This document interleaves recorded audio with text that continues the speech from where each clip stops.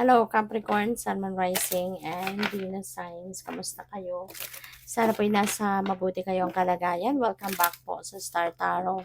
At kung bago kayo rito, welcome din po kayo. Please subscribe, like, share my videos, and leave me a comment kung nakaresonate kayo. Okay?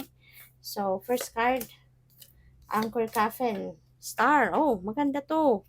Maganda to, Capricorn.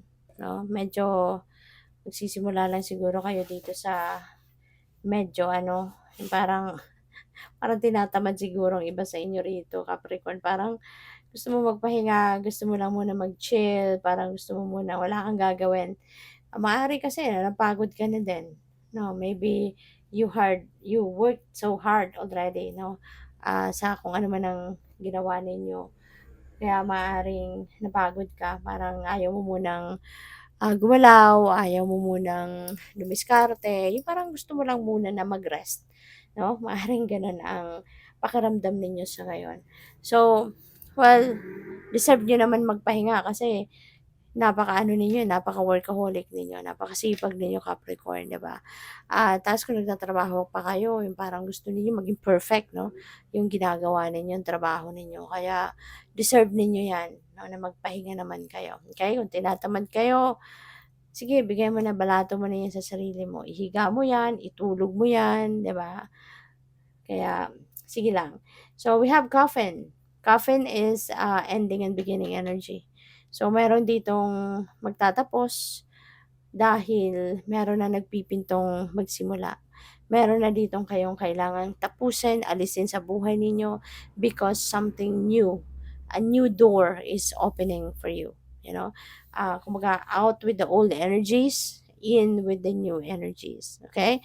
In order for you to welcome something new in your life, kailangan na talaga meron, tanggalin muna kayo. Meron talagang kailangan na alisin muna kayo sa buhay ninyo para magkaroon kayo ng room, 'di ba? Para diyan.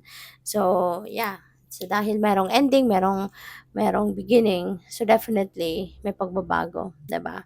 So merong matatapos na sitwasyon, in your life. So this could be anything, this could be anything. O pwedeng trabaho, pwedeng career, maybe you're going to put an end to your career at gusto mo ng let's say nagtatrabaho kayo, nag-iempleyo kayo. Maaaring gusto mo nang tapusin 'yan, napagod ka na, kaya gusto mo na ikaw na yung maging sarili mong boss. Gusto mo na maging CEO ng sarili mong negosyo, yung gano'n. So, change of career path, 'no, pupuwedeng may gano'n or baka relationship. Baka meron ditong relationship na stagnant na, wala ng excitement, 'no, maaaring nagfe-fade away na yung love, 'di ba? Kaya maaaring maaaring meron na ditong separation. Maaaring mas gugustuhin mo na lang na maghiwalay na kayo kaysa you're spending time, 'di ba, with your person tapos wala naman na. Yung mga relationship goals ninyo parang hindi niyo na napapansin, parang wala na, nabura na, 'di ba? Kasi nga, yun, baka nag-aano na kayo, na-fall out na kayo, no? So, yung next card is Star, which is really good kasi that is a card of happiness. This is a card of success, of swerte. Kaya ngayon, mababalot kayo ng swerte. Mababalot kayo ng tagumpay, maraming mga successes na makakamit kayo. Ang iba sa inyo sa trabaho, sa career ninyo, sa business, pwede rin nasa love life, 'di ba? Kasi magkakaroon din dito ng masayang masayang relasyon, 'no? Your relationship will be din, maayos kaya magiging masaya din kayo. Um, Pagdating naman sa trabaho siguro, 'no, baka eto na yung time na talagang yung sipag at tiyaga ninyo will be rewarded, 'no? Maaaring mabigyan kayo ng bonus, mabigyan kayo ng pay raise, baka mabigyan kayo ng award or reward, ganyan. Or siguro, alam mo 'yun, because of the job well done na gawa ninyo, talagang siguro kapuri-puri kayo ng employer ninyo or ng manager ninyo or ng boss ninyo. So, pupuwede rin na merong dito, promotion. no, na pwedeng i-award sa'yo. So, by the way, maraming salamat no, for subscribing. And if you haven't subscribed yet, subscribe na kayo. At maraming salamat din for not skipping the ads. Malaking bagay po yan sa akin. At saka, kung gusto po ninyo na mag-join sa membership, just click the join button din sa baba ng video. So, we have 9 of Wands. 9 of Wands is parang kailangan ninyo rito din ng boundaries, no? Kailangan ng boundaries, kailangan din ninyo dito ng siguro strength, both inner strength and physical strength. Since meron tayong anchor sa taas, so most likely, ang iba sa inyo dito, kaya kayo gusto magpahinga kasi talagang exhausted kayo. So, you want to regain your physical strength dito. So, yun ang dapat ninyong gawin talaga, mag-replenish ng lost energy, no? So, yung strength na yan could be both inner strength and physical strength. Kasi dito din sa caffeine energy, kailangan mo din dito ng lakas ng loob, tibay ng dibdib, di ba? Kasi meron kayong mga pagbabagong gagawin. And you don't know, you can't expect na lahat ng expectations ninyo ay mangyayari, 'di ba? Kaya minsan yung mga gusto ninyong baguhin sa buhay mo, sometimes it doesn't turn out well, 'di ba? It doesn't turn out to be in your favor.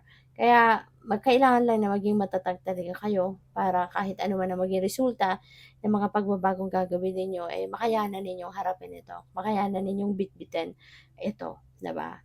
So we also have the King of Wands. So, in terms of promotion dito, no, nasabi natin na po pwedeng mabigyan kayo ng promotion. So, most likely, 'di ba? For some of you, maaaring meron talaga. Kasi si King of Wands is also about, leadership role. So, baka mapopromote na kayo into a leadership role. Baka mabigyan na kayo dito ng managerial position, ganyan. Kaya, congrats din sa inyo, no, kung meron kayong ganong sitwasyon. We have Two of Wands. Ayan, so maaring meron kayong pinaplanong gawin that could be related to um, a new endeavor, 'di ba? Maaring meron kayong pinaplanong pagbabago since meron tayong caffeine energy. So, maaring yun ang pinagpaplanuhan ninyo. Ano yung mga bagay na babaguhin mo, how you're going to do it, 'di ba? Maaring ganon. Or partnership, no? Capricorn, baka magkakaroon kayo dito ng kasosyo sa negosyo, or maybe you are going to, baka meron din kayo iniisip dito na meron kayong gustong, meron kayong gustong gawing siguro collaboration, no? Baka makikipag-collab kayo. So, kung kanino man, makikipagtulungan, makikipag-merge, no? Sa kung ano man ang um, ginagawa nila, something like that. Or Two of Wands also, because this is number 2. So, 2 also is about decisions, no? Kaya maaring meron din kayong mga choices dito that you need to make, no? At yun din ang kailangan ninyong pag-isipan. So, what else? Tingnan natin kung ano pa. Baka ang iba sa inyo din dito magta-travel, no? Kasi si Two of Wands also resonates with travel. So, that could be by land, by air. So, regardless, no, kung ano yung, ninyo, pipiliin ninyong mode of transpo, mag-iingat po kayo, okay? Sa inyong pagbabiyahe. So, we have not yet, okay? Hindi pa to ready. Hindi pa to ready. Kaya, matuto kayong mag-antay pa. 'Di ba? Be patient. Kasi, maring tanong mo ito sa universe. Baka meron kang specific na tanong sa divine and you're asking that kasi baka nagpaplano ka, 'di ba? So, para makapagplano ka na maigi, mapagdesisyonan mo na kung ano na yung mga gagawin mo.